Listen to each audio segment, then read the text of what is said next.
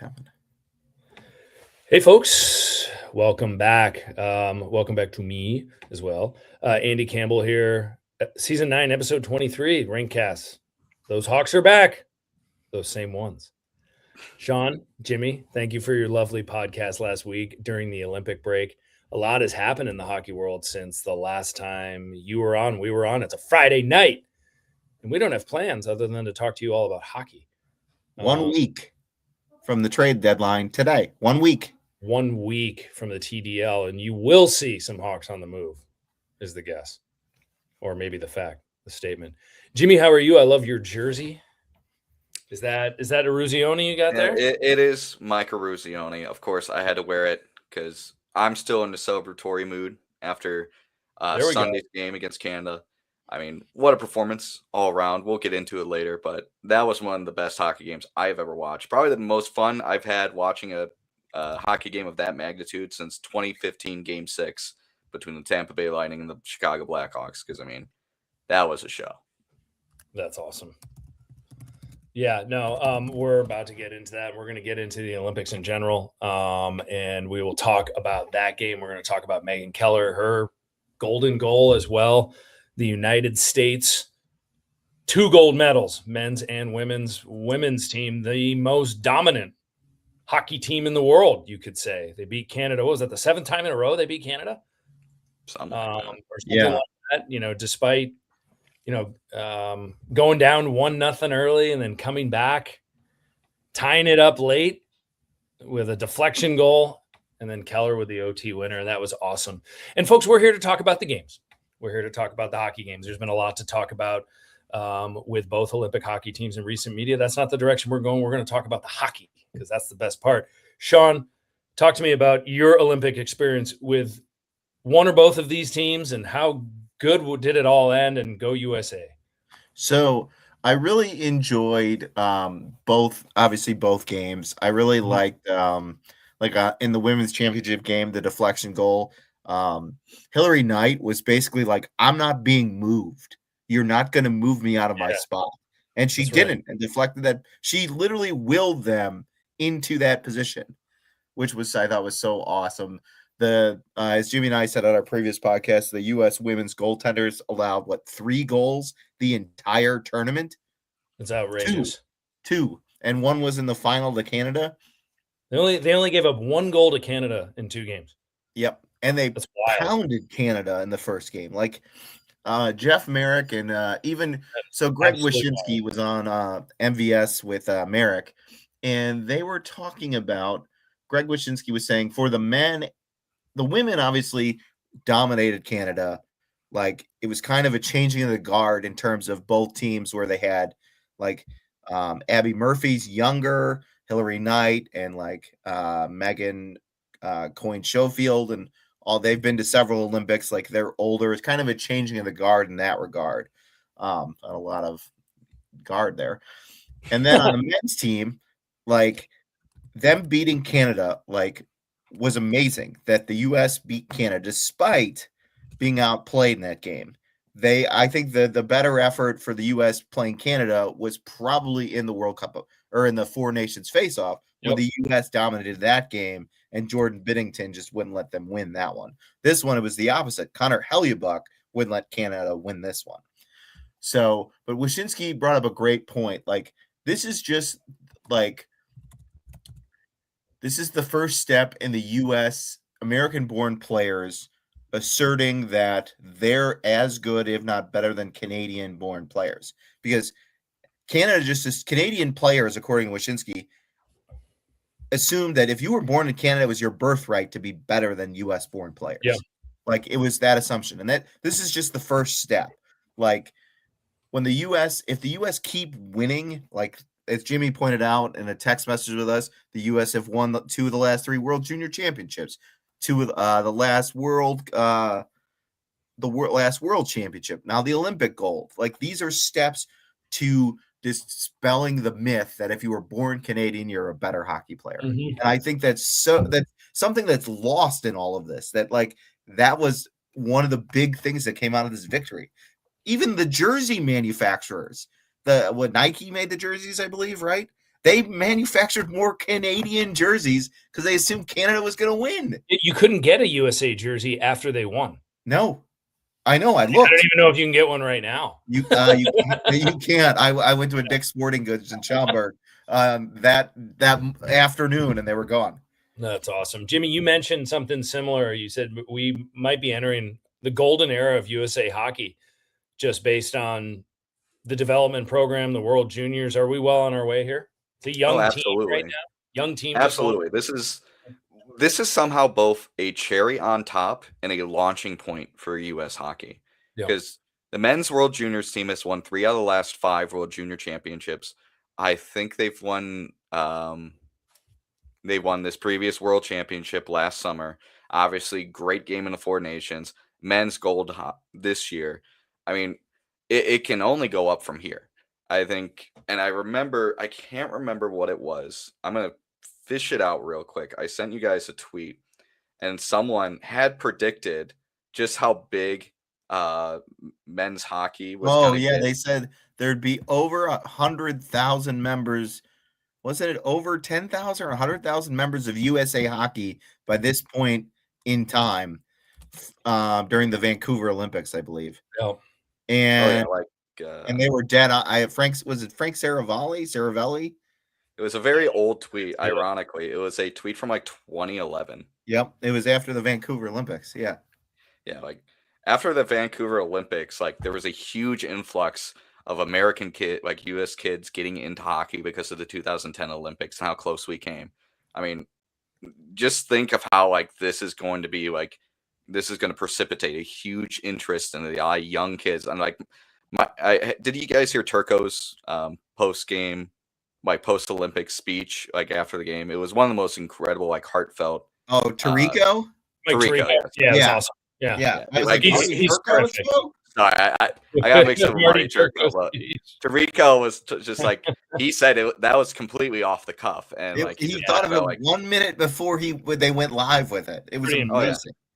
It was genuinely one of the most inspiring things, and I really look forward to how many like young American kids get like inspired by both the men and women's team to like really get into hockey, because this is a great sport. Like this is, and if you're an American right now, this is the best time to really get into it and really like teach your kids to like play this sport. Admittedly, we all know it's a pretty expensive sport, but still, like the interest is going to get. The interest is going to snowball with this like impressive showing. Hockey got big in America after 1980. It got big after the 2010 Olympics when we came in, second. And I think it's going to take another launching point here in 2026 where we're going to talk about the 2046 Olympics or 2042 Olympics. And we're going to have kids on those teams that are going like, oh yeah, I watched the 26 Olympics. It was one of the coolest things ever. And I wanted to do it myself. Yeah. Like this is going to be a very exciting time for like American hockey. Yeah. And think about this too in American hockey. Like Austin Matthews is from Arizona. Like Luke Hughes was born in Orlando. Right. Like Wish and Merrick, I know I keep referencing that. We're saying one of the most important thing, like 1980, obviously the whole mystique beating the Soviets was amazing, but the team was primarily composed from guys from Boston and Minnesota. They said that Patrick Kane's ascendance into the NHL, not being from Boston or Minnesota, kind of helped that generation of players that we're seeing now. You look at Luke Hughes, he's built in the same mold as Patrick Kane. He said his favorite U.S. player was Patrick Kane. Like all these smallish, skilled U.S.-born forwards are in that mold of Patrick Kane. And now, like Jimmy said, we're going to see so many kids in 2046 or whatever being built like the guys that were on this team. Yeah. So it's just an exciting time. It is an exciting time. And what a game. In both games. I was in my car for both games. At least I was parked for one of them to see the overtime goal. But, a lot of controversy around the 3-on-3s. I guess I don't know. I don't know if you call it controversy. Those are the rules, folks. I think in both games, you saw back and forth hockey in the overtimes that could go either way. And anyone suggesting that, if it wasn't 3-on-3, it would have been, given the Canadians more of an edge. John Cooper actually had some things to say about it on the men's side. A lot of that is sour grapes, I think. Really and particularly on the men's side, when you're playing 3-on-3 and you can start the game or start the overtime with Connor McDavid, Nathan McKinnon, and Cale Makar on the ice, you can't call disadvantage. I'm sorry. You can't. You can't say give that Connor McDavid extra ice, and you're telling me the U.S. suddenly has the ice tilted back I in just their think direction. Give me a so, break. so anyone who's claiming that is absurd. I think on the women's side, really happy for Hillary Knight because obviously she's such a staple in the game and in the game of hockey. She will be a Hall of Famer when she hangs him up. She's the highest scoring American, I believe, of all time. Yes. And she got, I think she broke the record during the Olympics with a goal, I believe. Yeah. I think it was was it the tying goal in the game? No, it was No, earlier it was on. earlier. Earlier on in the tournament. I think they were playing Finland or somebody. I can't recall, but it was earlier in the tournament. So super happy for her. And actually, the guy on the American side I'm really happy for is Austin Matthews. Oh, yeah. You just said. Because, I mean, he was so good against Canada, and he was so good in the tournament. And he was, I mean, everyone's like, why didn't he shoot the puck that one time? That was his lone mistake. He was so good in his own zone. He was so good in the dot. Now he's, I mean, this guy, Austin Matthews, is 28 years old, and he has 427 goals. And now he's going back to a team that has, the media is going to turn on him in Toronto. They might drive him out of Toronto at some point.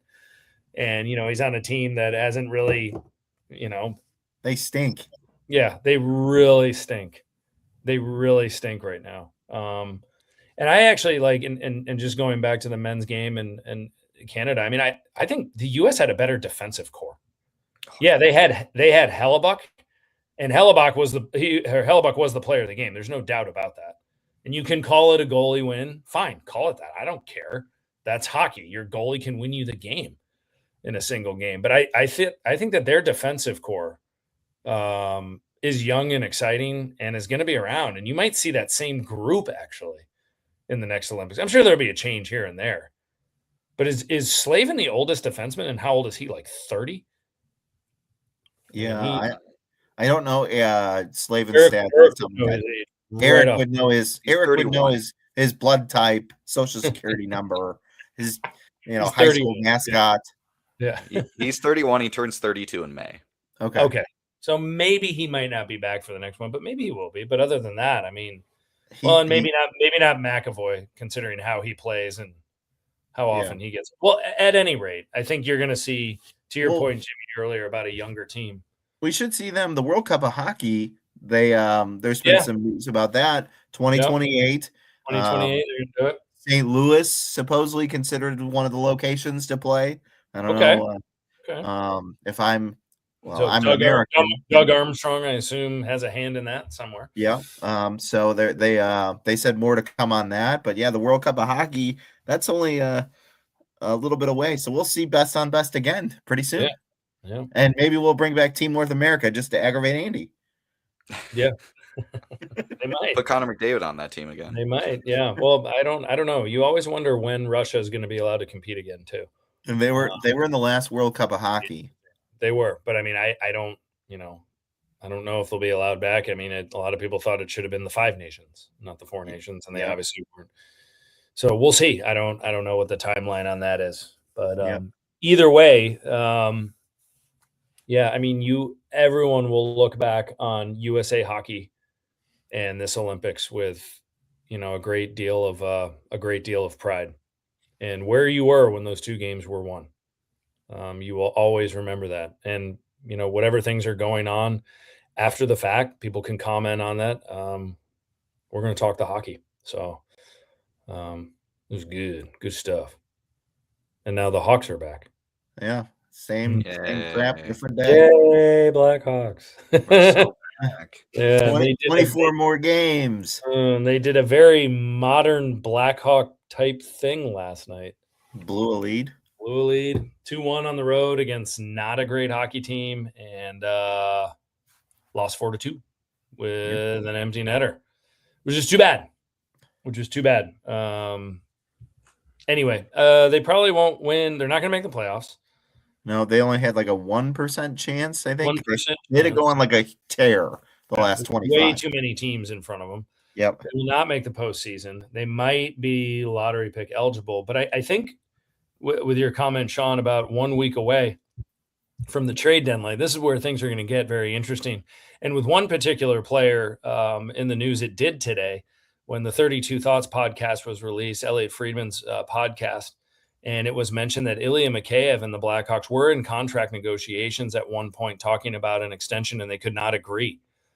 And now the expectation is that he's on the trading block. Jimmy, what do you think of this? I mean, Mikheyev is one of the guys where originally, at least in this forum with this group, we were hopeful would be around for a few more years, and he might be a guy that the Blackhawks extend based on his skating ability, his defensive hockey, and particularly his penalty killing, which has been superb this year. And it sounds like he might be on the way out the door within a week. Do you think that will be the case, Jimmy? And what can we get if that's going to happen? I think it's more likely than not at this point. I don't see this as a Ryan Donato situation because he's not scoring 30 goals. He's getting maybe 30 points this year. Yes, we do appreciate him on penalty kill, but again, he's on the wrong side of 30. He's not a point producer. He's a decent skater, but that can evaporate with age. I get the feeling that he really wants term and the Blackhawks don't. I think maybe the Ryan Donato contract situation has made Chicago a little bit hesitant on bringing guys back. Donato came back 4x4, not an awful contract, but he's not playing up to it. So there's a little bit of concern. Am I going to overpay on Mikheyev and keep this mediocre team around? So, he might be at what I mean, is he asking for 5 years? I wonder if he is. Maybe he is. I don't know. That's the thing. Are the Blackhawks offering 31, two? Right? Yeah. 31, 32. 31. Yeah. Yeah. So again, it's one of those situations. If you're on the wrong side of 30, and it's not like Donato where he was having a career year. Mikheyev will be lucky if he gets 20 goals and 40 points. He didn't get 40 points last year. It's a situation where Blackhawks don't want to give that much money and that much term to guys that are going to be on the bottom six and maybe scratched on nights. That's just where it is. And now when it comes to what he'll get, it's a very interesting situation because I was also listening to 32 Thoughts today, and Elliot Friedman had mentioned it is a seller's market, but at the same time, there's almost too many sellers. Yep. Some sellers are gonna end up sitting out because no one was gonna give them the value they wanted. Now, I floated this out there earlier. I know Boston really wants to buy a defenseman and a bottom six forward. I floated out the idea that you can package Mikheyev with a guy like Connor Murphy to Boston. Yeah. Maybe you get something like the Jake McCabe, Sam Lafferty trade a couple years ago when you traded with the Toronto Maple Leafs. Yep. Maybe if you can, if there's some positive idea that Mikheyev may get extended in Boston, maybe that trade goes through. I just don't know. I don't think you can get more than the third round pick for him, even in a seller's market right now. Yeah, I don't think that there's a whole lot out there for him. Yeah, his contract is pretty large. I think it's $4.75 million. The Blackhawks are probably going to have to retain on that. And again, he's maybe a 30, 35 point scorer. He's a decent penalty killer. Yeah, but it's $4 million a year. I mean, it'll be prorated for the rest of the year. They might not have to eat too much on that. Who knows, but there's also something that I'm going to bring up in terms of Mikheyev. So obviously, Jimmy, the trade that makes sense. Package him. They're going to move him, right? So if Mikheyev was I had heard that maybe 2 years for a high AAV to hit the floor. So now if you trade Mikheyev, you don't have an extension candidate on the roster. So if you make a deal, either you have to bring somebody back with term and money, or you have to pay someone in the offseason to reach the floor. Because even with Connor Bedard's contract, it's going to get done, you're still going to need another bigger contract to hit the floor, because Murphy's probably coming off the books. Dickinson's coming off the books. Mikheyev's coming off the books.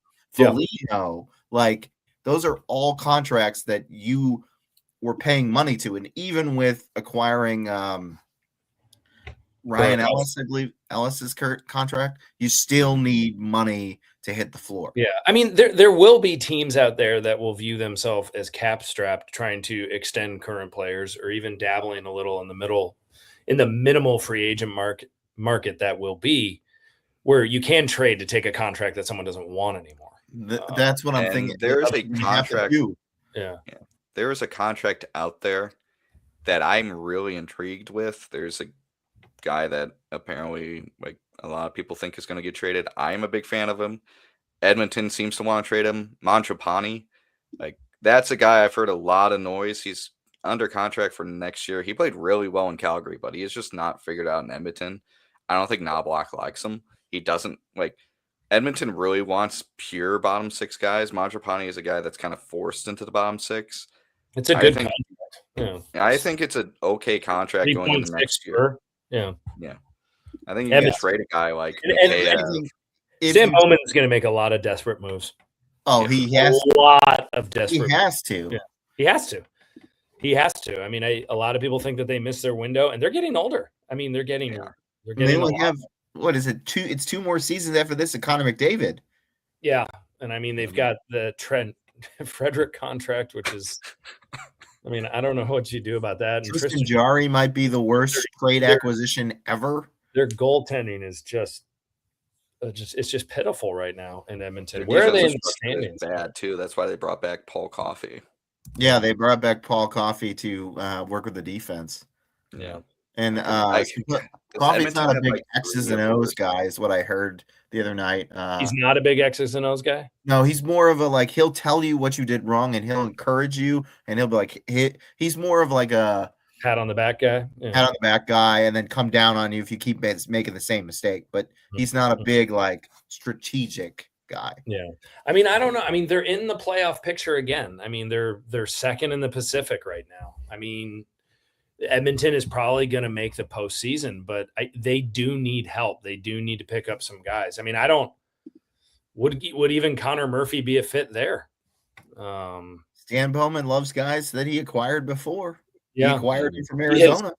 He is king of the reclamation project, and their D is really nothing to write home about right now. It's been like that for years. It is. It's their Achilles D in goaltending, which, and Connor Murphy's a defensive defenseman. I don't know. I don't know what you'd get back for Connor Murphy. Third round pick. From Edmonton, third round pick. I think that's the going rate for, third pairing veteran defensive defenseman. But if the Hawks the Hawks take some money back from somebody, like a contract of money, they should get a second or first round to sweeten the deal. I would assume, right? Like similar to the Sam Lafferty, Jake McCabe with Toronto. They took Mrazek's deal and they got the first round pick for him. Yeah. I mean, there are a couple teams out there that could make some desperate moves. Dallas, Tyler Seguin is out for the year. Yep. ACL can't come back from that ACL. No, so that was announced today. So they're going to get all his cap space now. Yeah, I don't know if the Blackhawks would be a very good trade partner with Dallas. Probably not, because it's in division. At the same time, Dallas is going to have a lot of cap space for their playoff run. Yep. So they could, who knows? Maybe they have their sights set, on the Rangers and doing business with them. Who knows what the Devils are going to do? New Jersey. I mean, who saw the New Jersey Devils being the dumpster fire that they are this year? It's just been a disaster. And when they didn't get Quinn Hughes, they put all of their eggs in that basket. And Luke cut his hand, or not Luke. I'm sorry, Jack cut his hand. Yeah, in Chicago. Luke, with the Barstool guy out to dinner. Yeah. So I mean, all of a sudden they're sellers. I don't know what they would want to sell unless they want to get in the draft. I mean, they've got a couple more years. Dawson Mercer might be an attractive guy that they might sell and try to retool there. Who knows? Is Dougie Hamilton attractive, or is he a dump? Like that's a tough thing with New Jersey. They want him gone. I don't know. I think that, I mean, he's 32 years old. He makes $9 million a year. He'll be on the books for 2 more years, whoever gets him. I don't know. I mean, yeah, maybe Edmonton. They would need to refinance that whole thing somehow and need to figure out. I mean, they need to get very creative. There need to be they can't launder anybody through Arizona anymore. So no, I think the Blackhawks might do something like that. I feel like the Blackhawks are going to be the middleman in 1 or 2 trades where they retain some. Were with the Rantanen deal the other year. Yeah. They got to get I more can see Blackhawks really being the middleman for a lot of teams, especially if you are moving guys out and you want to stay above the cap for the remainder of the season. Well, I mean, they have the Ellis and Weber contract, so I don't think that's going to be too much of a problem. No. And then So, and I don't know what Colorado's going to do. I mean, they could stand still and just. Well, they made a move already. Who did they pick up again? He was on Pittsburgh. They traded Sam Girard and a second-round pick for. He was from Edmonton. He was in the Jarry deal. I'm completely blanking on his name. Kulak, Brett Kulak. Yes. Yep, that was. So I think they saved about $2.5 million making that trade. Gotcha. Yeah. So minor, which is fun because I actually asked a couple Avs fans on Twitter. I just threw it out there, like, why would you make this deal? And some guy responded. He was like, we have this kid named Malinsky. He plays Girard's role, but he's like $4 million cheaper. We wanted someone on the bottom pairing that was just pure defense. That's Brett Kulak, and we wanted to shore up some money because guys like Drew O'Connor are coming off IR. You needed the money. So it makes sense. But my God, is Kyle Dubas a good general manager when it comes to assets? Like, holy crap. Like, I mean, Pittsburgh is somehow competing and has every draft pick on the planet. Yeah, he's set up Pittsburgh to be good for years to come. Like, and that's a great thing about getting like a ton of second and third round picks is that you can just wait on them and let them develop for 3 to 4 years. And then when Crosby and when Malkin and when Letang are gone, it's like, oh, these guys are ready. We let them develop for a couple years as second and third round picks, and they're ready to go now. Like, we don't have to have this like dark days. Right. Yeah. Yeah. It's interesting. I like your take, Jimmy. I think the Bruins could be a good trade partner for the Blackhawks. I mean, I think that the Bruins are looking for kind of what the Hawks have. They need a depth defenseman, and even Dickinson or Mikheyev might be guys that they even take a flyer on, because I don't know if Boston's going to be in a position to make a big splash. Well, the other thing, Alice be a fit for Dickinson? Could be, because I mean he was drafted by them. He's a bottom 6 role for them. They can always use some more depth in their forward centers. Who doesn't need a center? Mm-hmm. Centers are nice. Yeah. And it's interesting. We talked about how the UFA market might, it's not going to be as busy as it is in years past, but one player, while we're talking about the Bruins, that I would be curious if a late stage in his career, the Blackhawks would take a flyer on a Victor Arvidsson. I mean, wrong side of 30 again. We're kind of getting tired of the notion of signing guys that are either past their prime or we're overpaying for them, to come in. I mean, Tyler Bertuzzi's had a hell of a season. I don't know how much winning he's ultimately going to be doing with the Blackhawks in the future. We'll wait and see. But Sean, to your point, they need to hit the floor with all these young guys. Bedard's contract, when they start negotiating, they get this whole thing done. That'll be a big chunk. But at the same time, with the cap, and it's going to continue to increase, that's just not going to be enough. Connor Bedard is due for a massive raise before next season. Another guy that has been talked about, Ben Pope wrote an article that raised some eyebrows. Another RFA to be is Colton Dach. And is Colton Dach all of a sudden really expendable? Sean, you were talking about this a little bit before we jumped on. I think so. I think his value is not, I don't think he really has much value, to be honest with you, in terms of what the Hawks are going to need going forward.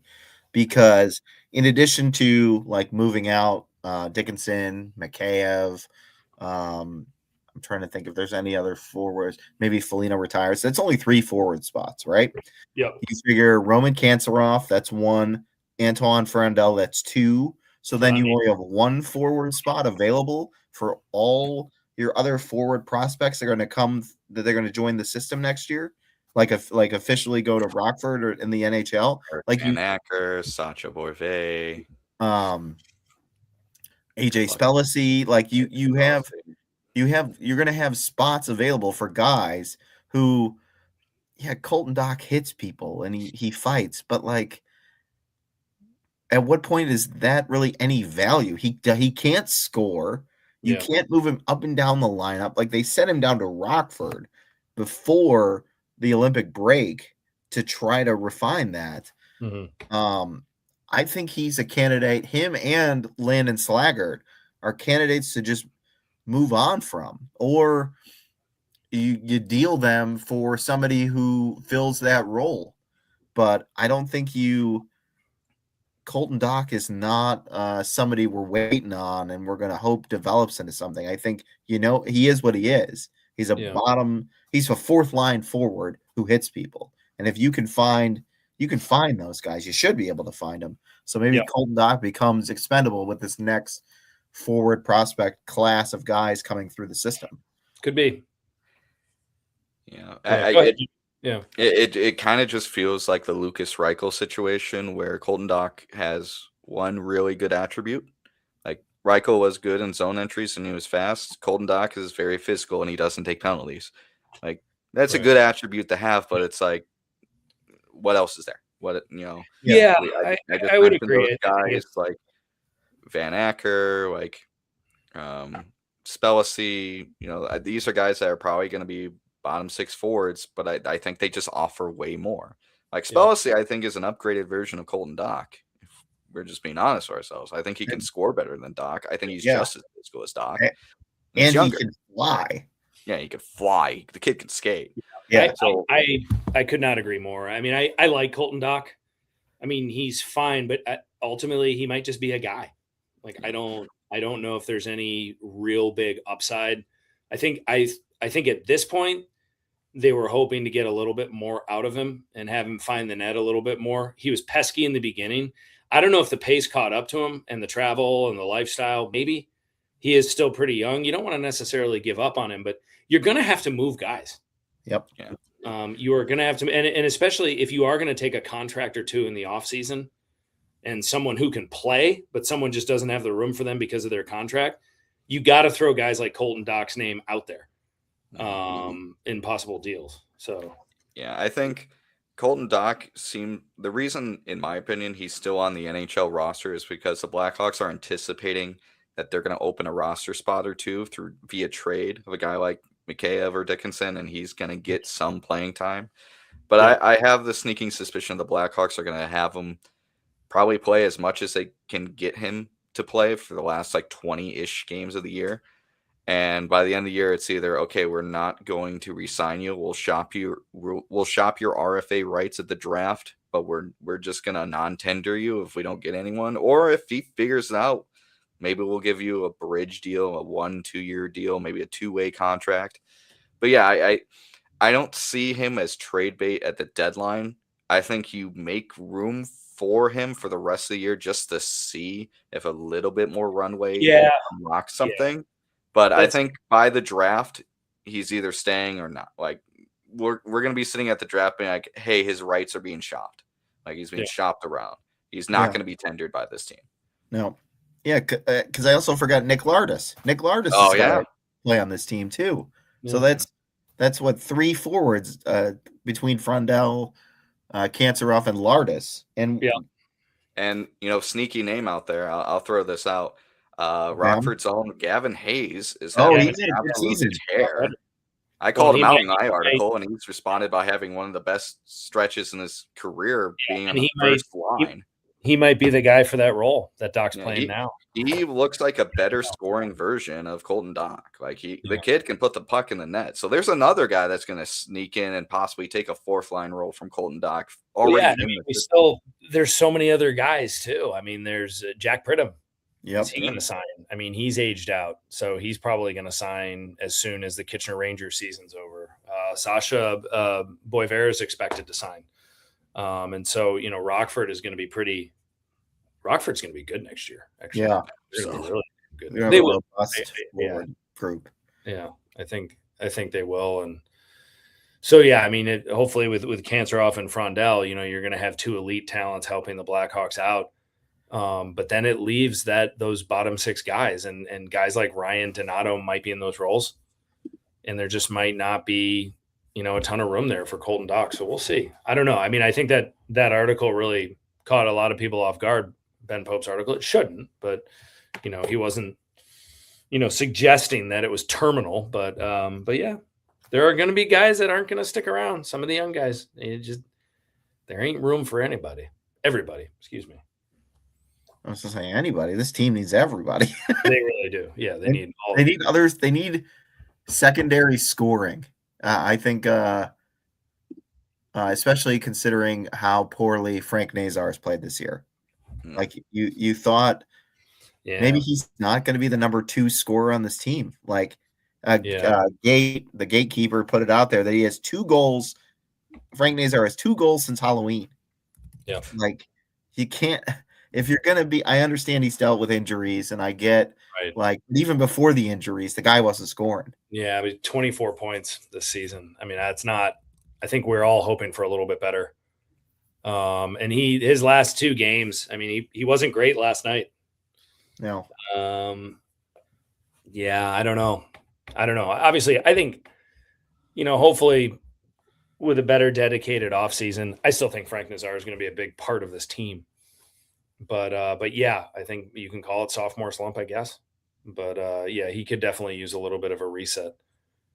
And because last night was the 2 guys that have scored all season, Bedard and Tyler Bertuzzi, and that was it. That's it. Yeah, and you can assume that this is Bertuzzi's probably breakout year, so you're not going to be able to count on that scoring next year. I don't know if level of scoring. I don't know if he's going to have a better year than this, for the Blackhawks at all, maybe ever. I mean, he has 26 goals. I mean, I mean, he's going to he might end up with a 35 goal season, which is pretty outstanding for him. But, and I don't want to say that's wasteful, but at the same time, it's like, darn.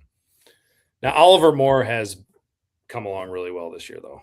That is always a positive. I actually thought Artem Levshinov, I mean, he was -1 last night, but I thought he played a pretty good game in his first game. That mistake on the turnover that led to the goal, I thought he had a solid game. Like when he broke up that 2-on-1 shorthanded rush, I was like, that he really could move by a 20-year-old. Yeah. And in his shout out Tam Bradford. He posted everybody bemoaning Artem Levshinov. He's 20 years old. Duncan Keith made his NHL debut at 22. Yeah. Like, so he's still a kid. He's a kid. Yeah. He's a kid. Yeah, and even in the mistakes, I'll say this, even in the mistakes of Artie, I still like, if you're watching this game, you could see something's there. I think it's just, again, it's ugly growing pains.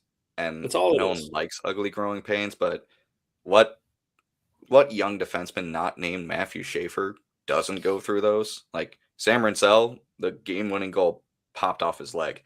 He didn't have a great game yesterday. Like Korchinski has been up and down and like trying to find his spot in the NHL, but I still personally believe in him. I mean, Zane Parekh in Calgary has been struggling. Adam Juracek has not found a spot in Minnesota quite yet. Zeev Boyum has already been traded. He was traded in the Quinn Hughes deal, and he's trying. Matty Beniers has had a down year with Seattle. Like, yeah, like it's just a reflection of young defensemen that make their NHL debuts at 19, 20 years old. It's going to be ugly. But I mean, these are their first moments as professionals.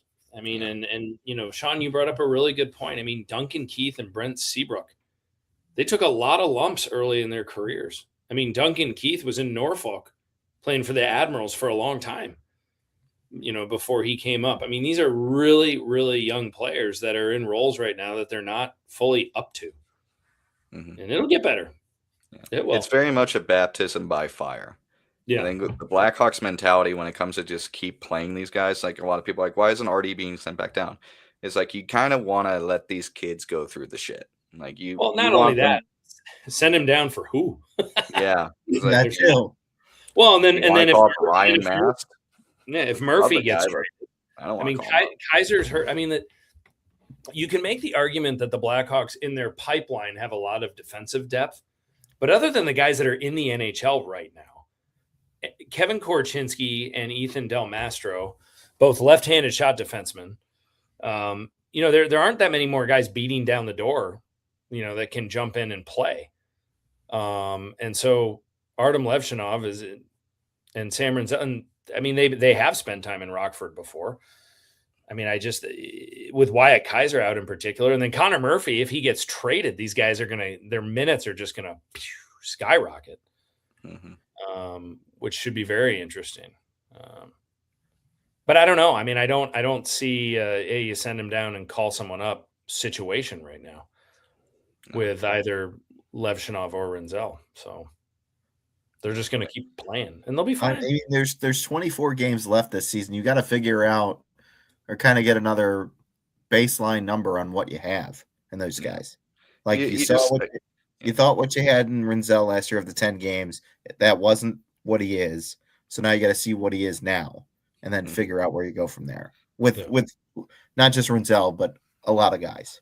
Yeah. And again, like sometimes you just got to let the kids go through the crap and just be like, hey, like this is going to suck, but like, let's get through it.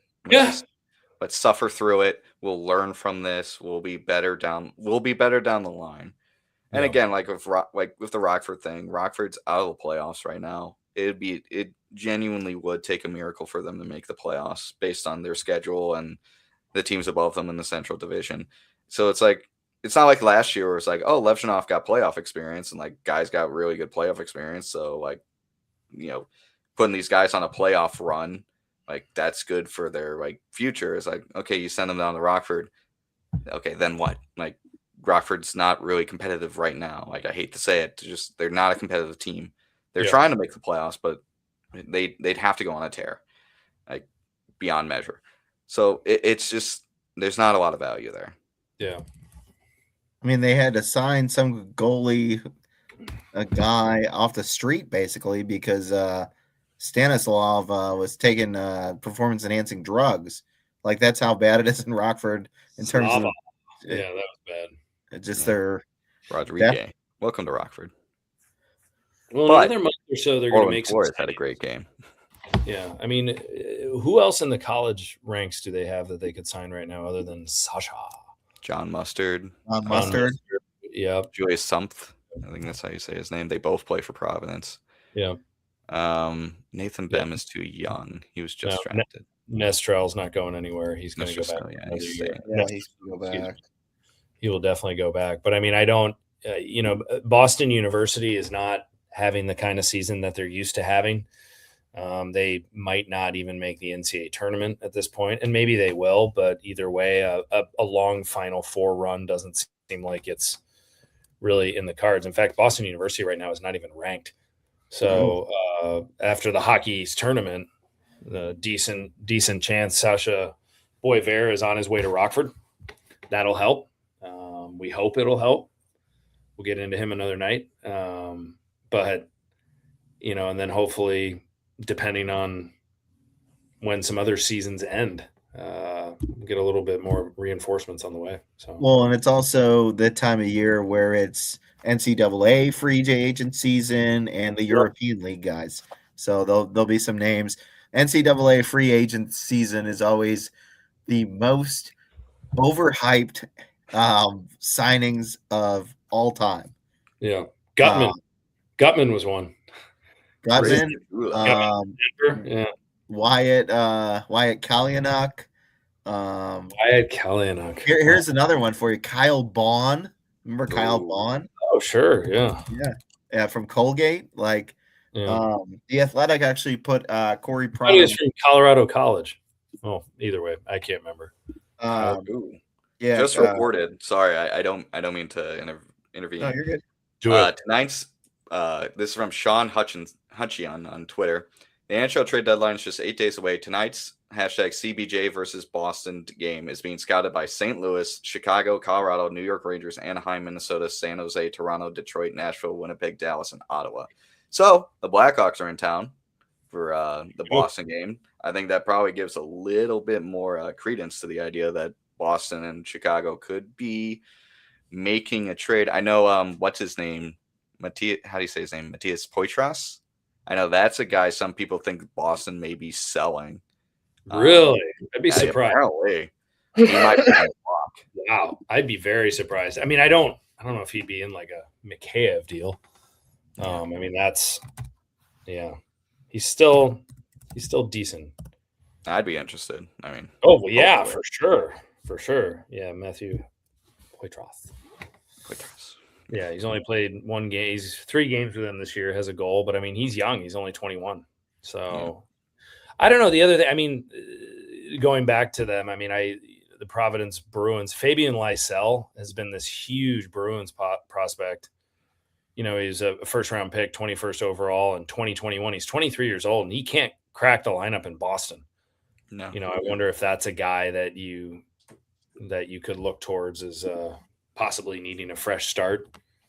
Who knows? So, yep. Well, let's But by the way, Pronerman has an article out on The Athletic. He's got his top 10 European and collegiate free agents to sign this year. So check that out. It's always interesting. Yeah. Well, I've got trivia tonight, but I also want to do a quick shout out to Dana. Yeah. Dana Gray. Dana Gray, Rockford announcer. He's been on our show. Jimmy knows him really well. Yeah, we want to get him back on our show. And he's getting the call. Did the radio announcing for the Blackhawks. He's going to be doing it for the next 3 nights. The Syracuse grad communications program. Went there with Ford Hatchett, who we've also had on our show. And congrats, Dana. That's big time. That's awesome, man. And we can't wait to have you here to hear all about it. We're going to keep peppering you. He was the master of ceremonies. The master of ceremonies at the Rockford, the AHL All-Star Games. He was now he's big time with from. Don't forget your friends. Yeah. Big time with the Hawks now. You know. Yeah, that's awesome. And if Dana's on, that means Andy probably won't be, because I think the last 2 times Andy's not been on, and I've ended up hosting those with Dana. I was on for one of them. But I think the other 2, it was like your wife's birthday, and then your daughter's birthday. I should have just told her I had to go. Dana was here. Dana's here, guys. I can't big time Dana. My bad, guys. Yeah. Andy was big time in Dana. I think it was your wife's birthday or something stupid like that. Jeez. Yeah. Why did you even get married? No, I'm kidding. Jeez, she has it every year. You can always make up for it. All 3 of us are married, so. Would you just tell her to do it another night? And all 3 of at least my wife doesn't listen, because she says she gets the live show. So. Yeah, there you go. Well, I've got this. I've got a paper calendar. You know, one of those desktop calendars that gives you Blackhawks facts, and I had a good one today. That was the Blackhawks' first ever Selke Award winner was in the 85-86 season. What was his name? Chris Chelios? No, Denny Spard. No. Yeah. Remember, we were just talking about Dana. There's your hint. We were just talking about the booth. Eddie Olczyk? Nope. Yeah. Jeremy Roenick? No. Nope. Thinking announcers. Rick Baldwin. Boy, hockey. What am I missing? Oh, Troy Murray. There you go. Troy Murray. 85-86. He had 45 goals, 54 assists. He had a 99-point season and won the Selke Award. That was a really good season. Extra credit. What NCAA hockey team did he play for? Was he a Badger, University of Wisconsin? Okay. In that conference at the time, though. Minnesota. Nope. In that conference at the time, though. At the time. Ooh. At the time. Conference called the WCHA at the time. Oh, yeah. And he won a national championship with this team. Did he win 2? He might have won 2. And a certain Blackhawk captain also played for this team, and also Nodak, and also were the same number as Troy Murray, Jonathan Taves. There you go, North Dakota. Those are my fun things. The speaking of college, the Hawks were practicing at the University of Denver today. Oh, really? Yeah. There you go. They were practicing at the University of Denver, so that was pretty cool. The Hawks have not had much success drafting out of the University of Denver lately. Yeah. Whoa, Aiden Thompson, man. Can't disrespect him. No, Aiden Thompson. Yeah. Yeah, still developing in Rockford, but he's solid. I don't know if he's going to make it to the NHL, but he's very solid in the AHL. Yep. Seems about right. Well, cool. Any final thoughts, fellas? Awesome. Oh, well, go ahead. I couldn't help but laugh. It took 2 days for the Florida Panthers pick to go from the 10th overall pick to 13th and back in the Chicago Blackhawks possession in a mock draft after 2 days where they won a game. There's been a lot of noise about Florida shutting guys down and maybe trading away. I've heard guys like Pierre LeBrun being like, "Oh, they might trade away Bobrovsky." I really don't see it. No, there's no way. I mean, he is a pending UFA, but they don't have anybody in there. They don't have anybody. They'd have to go out and acquire another goalie. Yeah, they're not gonna. They're gonna run Tarasov and someone else and be like, "Oh, we'll get someone next year when we still don't have our draft pick protected." I mean, I know. It's Chris Drieger. Right. I know it's a business, but you can't trade your 2-time Stanley Cup goaltender the year after he's won his second cup. I just don't. That's just not happening. No. That'd be bad. I think bad PR. Better or worse, Florida is probably going to set their team down like, hey, we're going to stand pat. We'll maybe add around the edges, but like we're not going to sell on you guys. After we spent all last summer bringing everyone back, why would we bring everyone back if 8 months later we're just going to sell everything or sell our goaltender and be like, we'll sell it. Yeah. It just doesn't make sense. No. Speaking of the Panthers, shout out Barkov. He donated $1 million to Florida Children's Hospital. He now has a wing named after him. That's awesome. I think that's awesome. I love when people with money do good things with it. And Barkov, following in the same vein as PK Subban, who donated all that money to the Toronto Children's Hospital. Montreal. I'm sorry, Montreal. And I want to shout out Flavor Flav. Flavor Flav.